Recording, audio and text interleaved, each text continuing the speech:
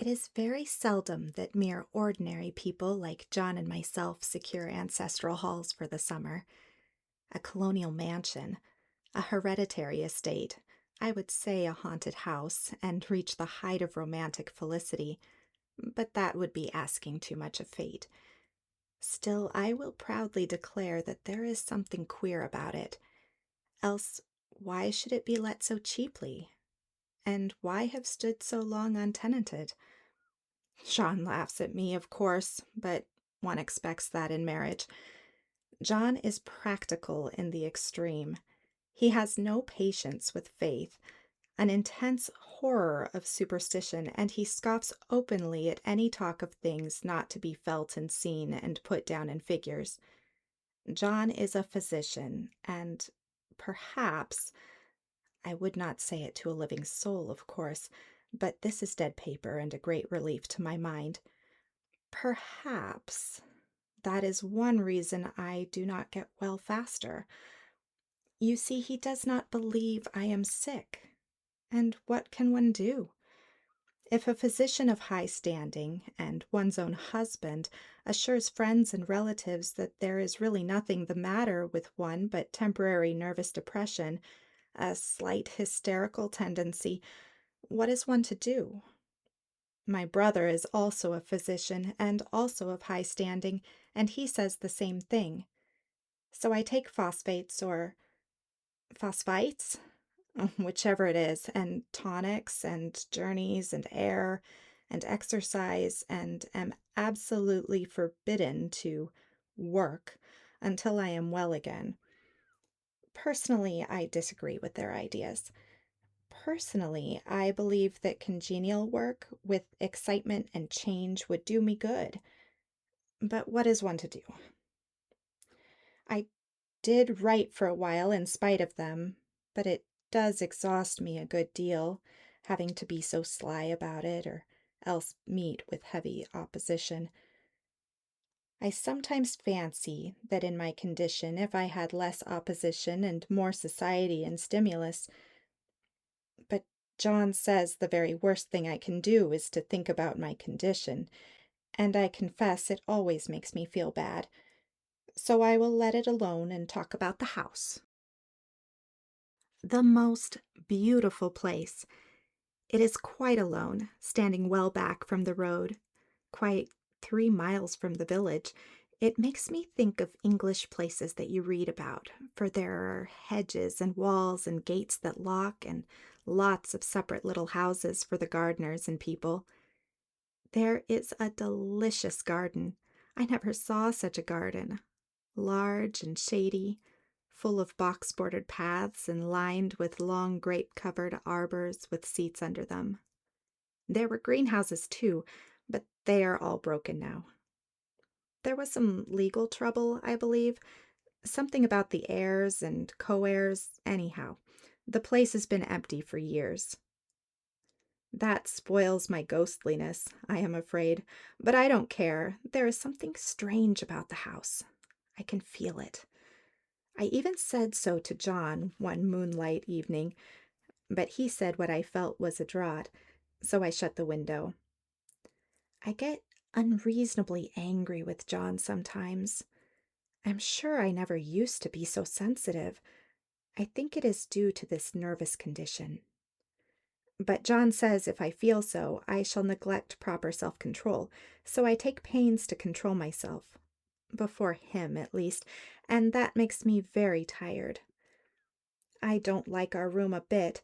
I wanted one downstairs that opened on the piazza and had roses all over the window and such pretty old-fashioned chintz hangings. But John would not hear of it. He said there was only one window and not room for 2 beds, and no near room for him if he took another. He is very careful and loving, and hardly lets me stir without special direction. I have a schedule prescription for each hour of the day.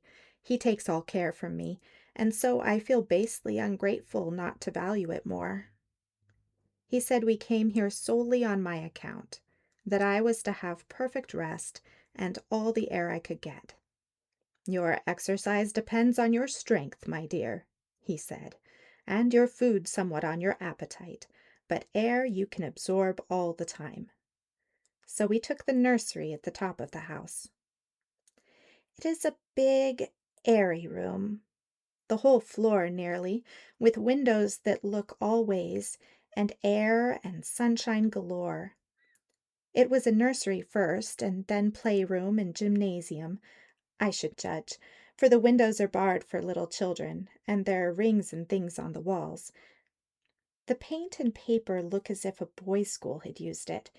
It is stripped off, the paper, in great patches all around the head of my bed, about as far as I can reach, and in a great place on the other side of the room low down.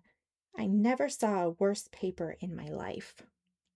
One of those sprawling, flamboyant patterns committing every artistic sin. It is dull enough to confuse the eye in following, pronounced enough to constantly irritate and provoke study, and when you follow the lame, uncertain curves for a little distance, they suddenly commit suicide, plunge off at outrageous angles, destroy themselves in unheard-of contradictions. The color is repellent, almost revolting. A smoldering, unclean yellow, strangely faded by the slow-turning sunlight. It is a dull, yet lurid orange in some places, a sickly sulphur tint in others. No wonder the children hated it. I should hate it myself if I had to live in this room long. There comes John. I must put this away. He hates to have me write a word. We have been here 2 weeks, and I haven't felt like writing before since that first day. I am sitting by the window now, up in this atrocious nursery, and there is nothing to hinder my writing as much as I please, save lack of strength. John is away all day, and even some nights when his cases are serious. I am glad my case is not serious. But these nervous troubles are dreadfully depressing. John does not know how much I really suffer. He knows there is no reason to suffer, and that satisfies him. Of course, it is only nervousness. It does weigh on me so not to do my duty in any way. I meant to be such a help to John, such a real rest and comfort, and here I am a comparative burden already.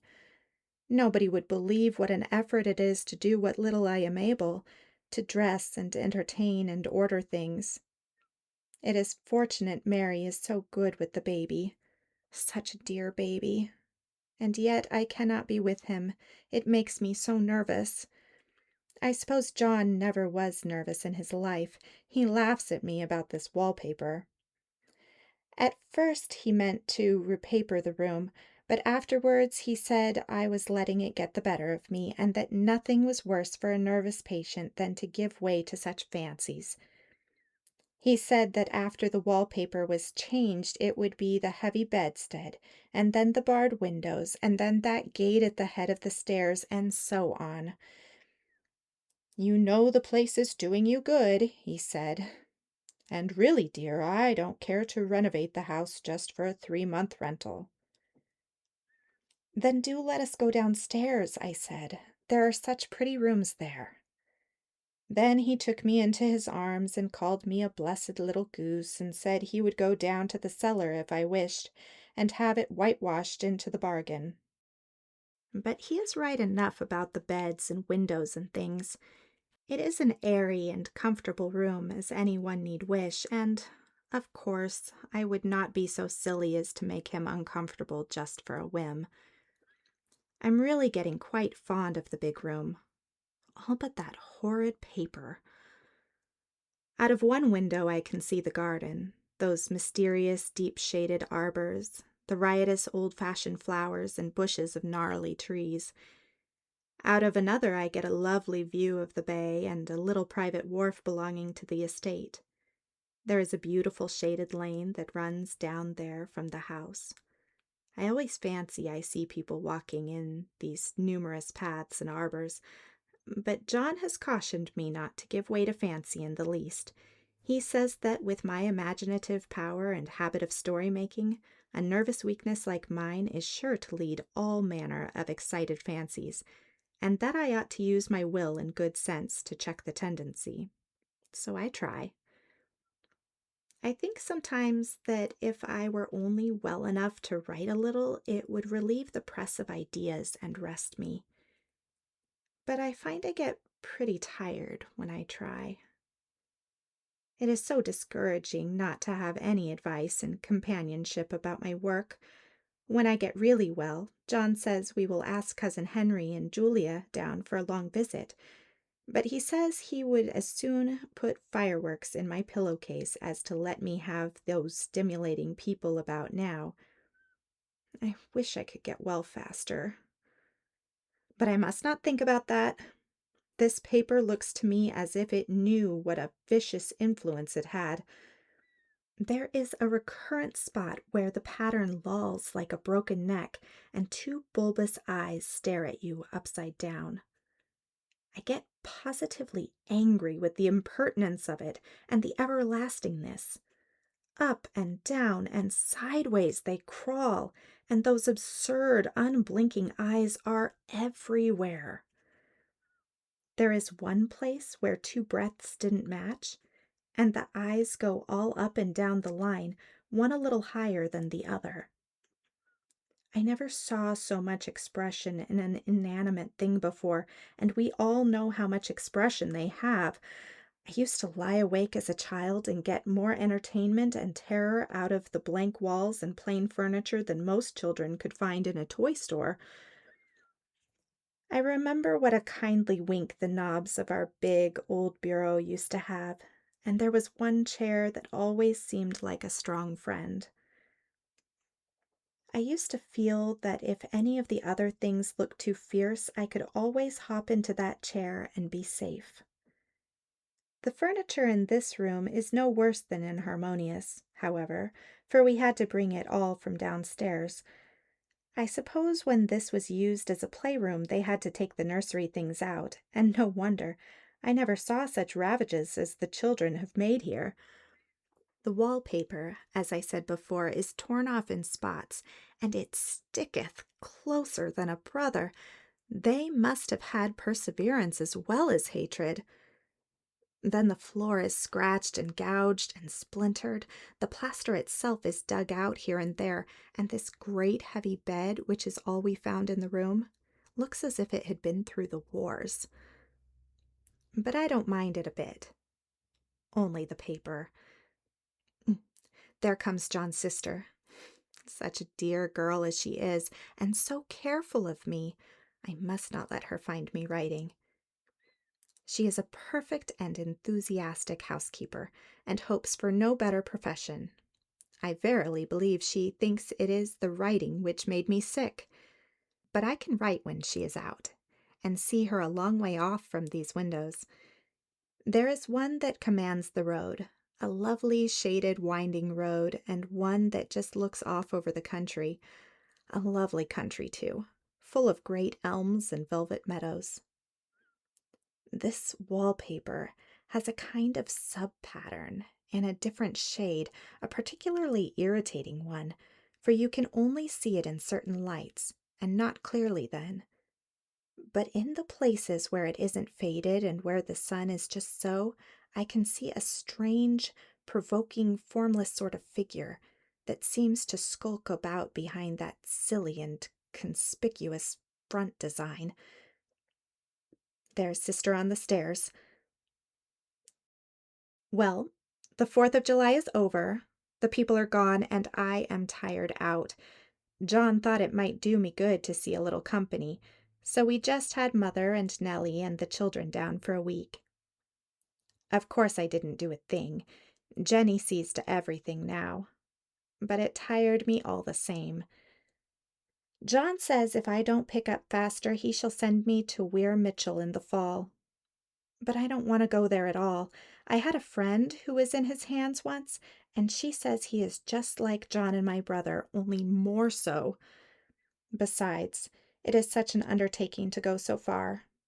I don't feel as if it was worth while to turn my hand over anything, and I'm getting dreadfully fretful and querulous. I cry at nothing, and cry most of the time. Of course I don't when John is here, or anybody else, but when I am alone. And I am alone a good deal just now. John is kept in town very often by serious cases, and Jenny is good and lets me alone when I want her to. So I walk a little in the garden or down that lovely lane, sit on the porch under the roses, and lie down up here a good deal. I'm getting really fond of the room in spite of the wallpaper. Perhaps because of the wallpaper, it dwells in my mind so. I lie here on this great immovable bed. It is nailed down, I believe, and follow that pattern about by the hour. It is as good as gymnastics, I assure you. I start, we'll say, at the bottom, down in the corner over there where it has not been touched, and I determine for the 1,000th time that I will follow that pointless pattern to some sort of a conclusion. I know a little of the principle of design, and I know this thing was not arranged on any law of radiation or alteration or repetition or symmetry or anything else that I ever heard of. It is repeated, of course, by the breaths, but not otherwise. Looked at in one way, each breath stands alone. The bloated curves and flourishes, a kind of debased Romanesque, with delirium tremens, go waddling up and down in isolated columns of fatuity. But on the other hand, they connect diagonally, and the sprawling outlines run off in great slanting waves of optic horror, like a lot of wallowing seaweeds in full chase. The whole thing goes horizontally, too. At least it seems so, and I exhaust myself in trying to distinguish the order of its going in that direction. They have used a horizontal breath for a frieze, and that adds wonderfully to the confusion. There is one end of the room where it is almost intact, and there, when the crosslights fade and the low sun shines directly upon it, I can almost fancy a radiation after all. The interminable grotesques seem to form around a common center and rush off in headlong plunges of equal distraction. It makes me tired to follow it. I will take a nap, I guess. I don't know why I should write this. I don't want to. I don't feel able. And I know John will think it absurd. But I must say what I feel and think in some way. It is such a relief. But the effort is getting to be greater than the relief. Half the time now I am awfully lazy and lie down ever so much. John says I mustn't lose my strength, and has made me take cod liver oil and lots of tonics and things, to say nothing of ale and wine and rare meat. Dear John, he loves me very dearly, and hates to have me sick. I tried to have a real earnest, reasonable talk with him the other day, and tell him how I wish he would let me go and make a visit to Cousin Henry and Julia, but he said I wasn't able to go, nor able to stand it after I got there, and I did not make out a very good case for myself, for I was crying before I had finished. It is getting to be a great effort for me to think straight. Just this nervous weakness, I suppose. And dear John gathered me up in his arms and carried me upstairs and laid me on the bed and sat by me and read to me till it tired my head. He said I was his darling and his comfort and all he had, and that I must take care of myself for his sake and keep well. He says no one but myself can help me out of it, and I must use my will and self-control and not let any silly fancies run away with me. There's one comfort. The baby is well and happy, and does not have to occupy this nursery with the horrid wallpaper. If we had not used it, that blessed child would have. What a fortunate escape! Why, I wouldn't have a child of mine, an impressionable little thing, live in such a room for worlds. I never thought of it before, but it is lucky that John kept me here after all. I can stand it so much easier than a baby, you see. Of course, I never mention it to them any more. I am too wise, but I keep watch of it all the same. There are things in that paper that nobody knows but me, or ever will. Behind that outside pattern, the dim shapes get clearer every day. It is always the same shape, only very numerous, and it is like a woman stooping down and creeping about behind that pattern. I don't like it a bit. I wonder. I begin to think. I wish John would take me away from here. It is so hard to talk with John about my case, because he is so wise and because he loves me so. But I tried it last night. It was moonlight. The moon shines all around just as the sun does. I hate to see it sometimes. It creeps so slowly and always comes in by one window or another. John was asleep, and I hated to waken him, so I kept still and watched the moonlight on that undulating wallpaper till I felt creepy. The faint figure behind seems to shake the pattern, just as if she wanted to get out. I got up softly and went to feel and see if the paper did move. And when I came back, John was awake. "What is it, little girl?" he said. "Don't go walking about like that. You'll get cold." I thought it was a good time to talk, so I told him that I really was not gaining here, and that I wished he would take me away. "Why, darling," said he, "our lease will be up in 3 weeks, and I can't see how to leave before. The repairs are not done at home, and I cannot possibly leave town just now. Of course, if you were in any danger, I could and would, but you really are better, dear, whether you can see it or not. I am a doctor, dear, and I know. You are gaining flesh and color. Your appetite is better. I really feel much easier about you." "I don't weigh a bit more," said I, "nor as much, and my appetite may be better in the evening when you are here, but it is worse in the morning when you are away." "Bless her little heart," he said with a big hug. "She shall be as sick as she pleases. But now let's improve the shining hours by going to sleep, and talk about it in the morning." "And you won't go away?" I asked gloomily. "Why, how can I, dear? It is only 3 weeks more, and then we will take a nice little trip of a few days while Jenny is getting the house ready. Really, dear, you are better."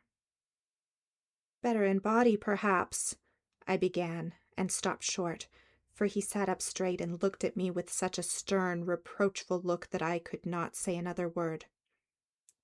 "My darling," said he, "I beg of you, for my sake and for our child's sake, as well as for your own, that you will never for one instant let that idea enter your mind. There is nothing so dangerous, so fascinating, to a temperament like yours. It is a false and foolish fancy. Can you not trust me as a physician when I tell you so?" So of course I said no more on that score, and we went to sleep before long.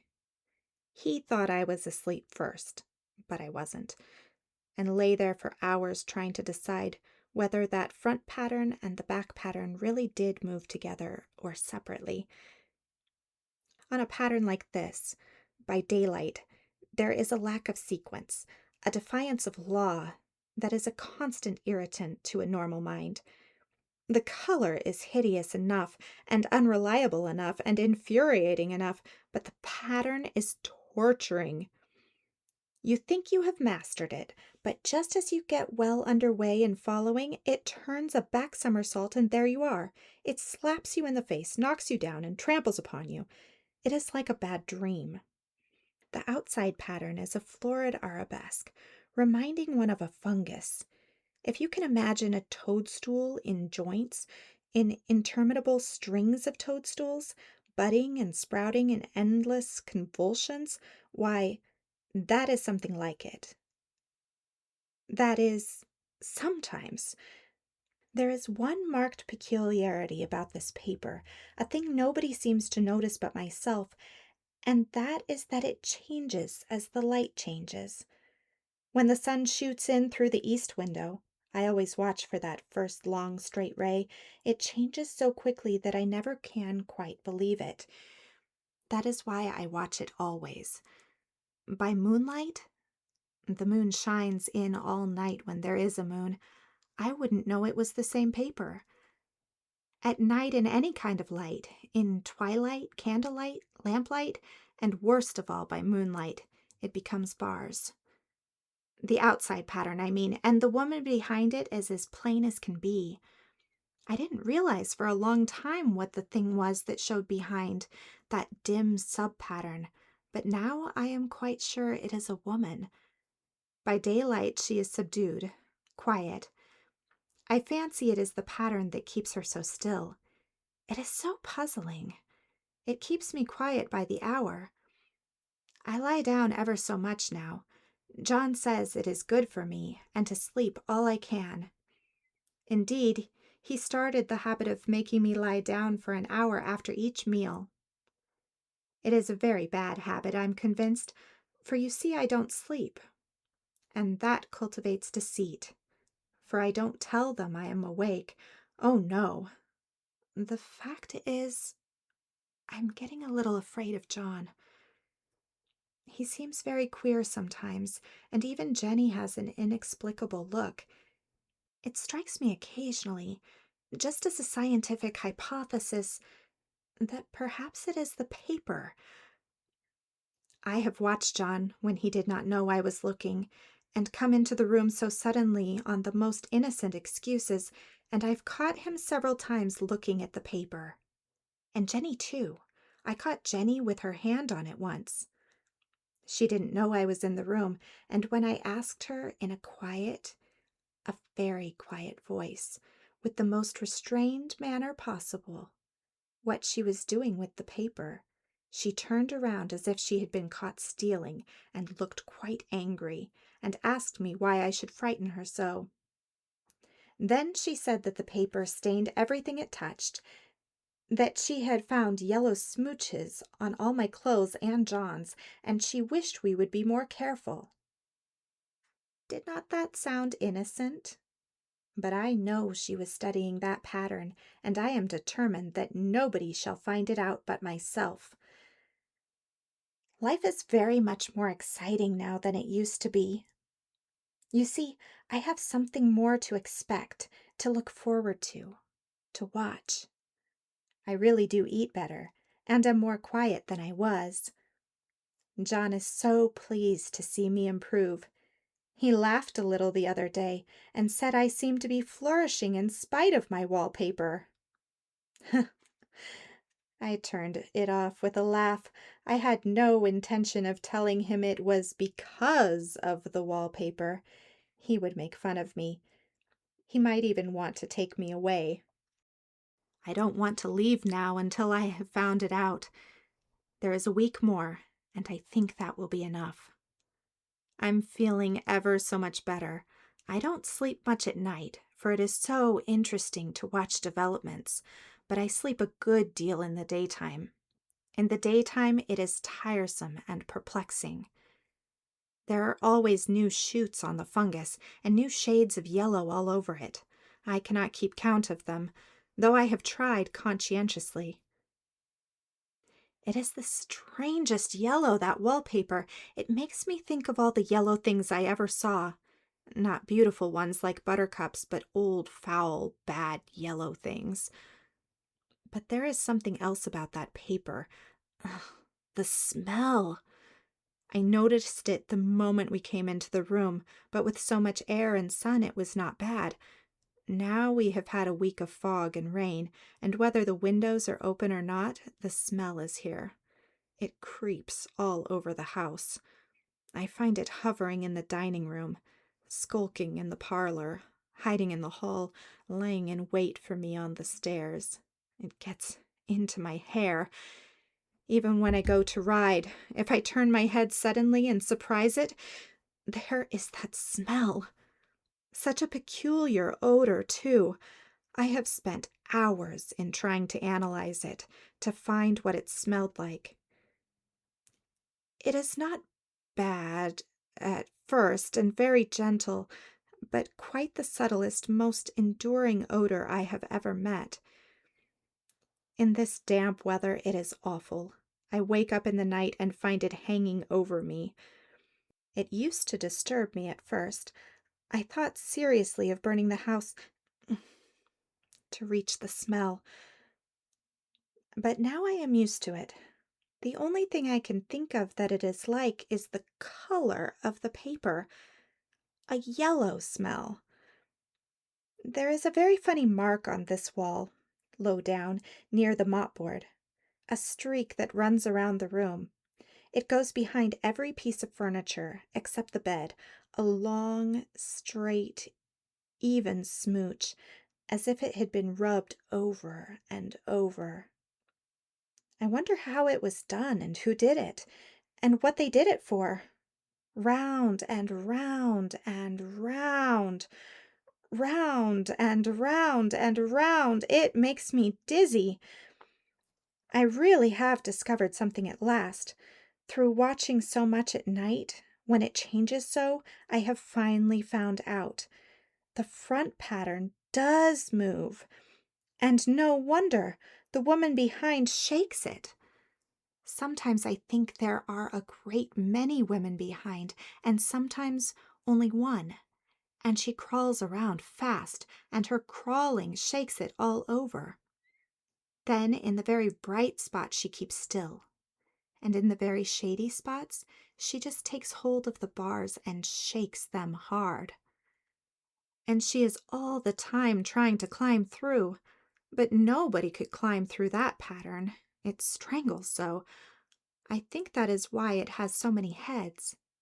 They get through, and then the pattern strangles them off and turns them upside down and makes their eyes white. If those heads were covered or taken off, it would not be half so bad. I think that woman gets out in the daytime, and I'll tell you why, privately. I've seen her. I can see her out of every one of my windows. It is the same woman, I know, for she is always creeping, and most women do not creep by daylight. I see her on that long road under the trees, creeping along, and when a carriage comes she hides under the blackberry vines. I don't blame her a bit. It must be very humiliating to be caught creeping by daylight. I always lock the door when I creep by daylight. I can't do it at night, for I know John would suspect something at once. And John is so queer now that I don't want to irritate him. I wish he would take another room. Besides, I don't want anybody to get that woman out at night but myself. I often wonder if I could see her out of all the windows at once. But turn as fast as I can only see out of one at one time. And though I always see her, she may be able to creep faster than I can turn. I have watched her sometimes, away off in the open country, creeping as fast as a cloud shadow in a high wind. If only that top pattern could be gotten off from the under one. I mean to try it, little by little. I have found out another funny thing, but I shan't tell it this time. It does not do to trust people too much. There are only 2 more days to get this paper off, and I believe John is beginning to notice. I don't like the look in his eyes. And I heard him ask Jenny a lot of professional questions about me. She had a very good report to give. She said I slept a good deal in the daytime. John knows I don't sleep very well at night, for all I'm so quiet. He asked me all sorts of questions too, and pretended to be very loving and kind, as if I couldn't see through him. Still, I don't wonder he acts so, sleeping under this paper for 3 months. It only interests me, but I feel sure John and Jenny are secretly affected by it. Hurrah! This is the last day, but it is enough. John is to stay in town overnight and won't be out until this evening. Jenny wanted to sleep with me, the sly thing, but I told her I should undoubtedly rest better for a night all alone. That was clever, for really I wasn't alone a bit. As soon as it was moonlight and that poor thing began to crawl and shake the pattern, I got up and ran to help her. I pulled and she shook, I shook and she pulled, and before morning we had peeled off yards of that paper. A strip about as high as my head and half around the room. And then, when the sun came and that awful pattern began to laugh at me, I declared I would finish it today. We go away tomorrow, and they are moving all my furniture down again to leave things as they were before. Jenny looked at the wall in amazement, but I told her merrily that I did it out of pure spite at that vicious thing. She laughed and said she wouldn't mind doing it herself, but I must not get tired. How she betrayed herself that time. But I am here, and no person touches this paper but me, not alive. She tried to get me out of the room. It was too patent, but I said it was so quiet and empty and clean now that I believed I would lie down again and sleep all I could, and not to wake me even for dinner. I would call when I woke. So now she is gone, and the servants are gone, and the things are gone, and there is nothing left but that great bedstead nailed down with the canvas mattress we found on it. We shall sleep downstairs tonight, and take the boat home tomorrow. I quite enjoy the room, now it is bare again. How those children did tear about here! This bedstead is fairly gnawed. But I must get to work. I have locked the door and thrown the key down into the front path. I don't want to go out, and I don't want to have anybody come in till John comes. I want to astonish him. I've got a rope up here that even Jenny did not find. If that woman does get out and tries to get away, I can tie her. But I forgot I could not reach far without anything to stand on. This bed will not move. I tried to lift and push until I was lame, and then I got so angry I bit off a little piece at one corner. But it hurt my teeth. Then I peeled off all the paper I could reach standing on the floor. It sticks horribly, and the pattern just enjoys it. All those strangled heads and bulbous eyes and waddling fungus growths just shriek with derision. I am getting angry enough to do something desperate. To jump out of the window would be admirable exercise, but the bars are too strong even to try. Besides, I wouldn't do it. Of course not. I know well enough that a step like that is improper and might be misconstrued. I don't like to look out of the windows even. There are so many of those creeping women, and they creep so fast. I wonder if they all come out of that wallpaper as I did. But I am securely fastened now by my well-hidden rope. You don't get me out in the road there. I suppose I shall have to get back behind the paper when it comes night, and that is hard. It is so pleasant to be out in this great room and creep around as I please. I don't want to go outside. I won't, even if Jenny asks me to. For outside you have to creep on the ground, and everything is green instead of yellow. But here I can creep smoothly on the floor, and my shoulder just fits in that long smooch around the wall, so I cannot lose my way. Why, there's John at the door. It is no use, young man, you can't open it. How he does call and pound! Now he's crying for an axe. It would be a shame to break down that beautiful door. John, dear, said I in the gentlest voice, the key is down by the front steps, under a plantain leaf. That silenced him for a few moments. Then he said, very quietly indeed, "Open the door, my darling." "I can't," said I. "The key is down by the front door under a plantain leaf." And then I said it again, several times, very gently and slowly, and said it so often that he had to go and see. And he got it, of course, and came in. He stopped short by the door. "What is the matter?" he cried. "For God's sake, what are you doing?" I kept on creeping just the same, but I looked at him over my shoulder. "I've got out at last," said I, "in spite of you and Jane, and I've pulled off most of the paper, so you can't put me back." Now, why should that man have fainted? But he did, and right across my path by the wall, so that I had to creep over him every time.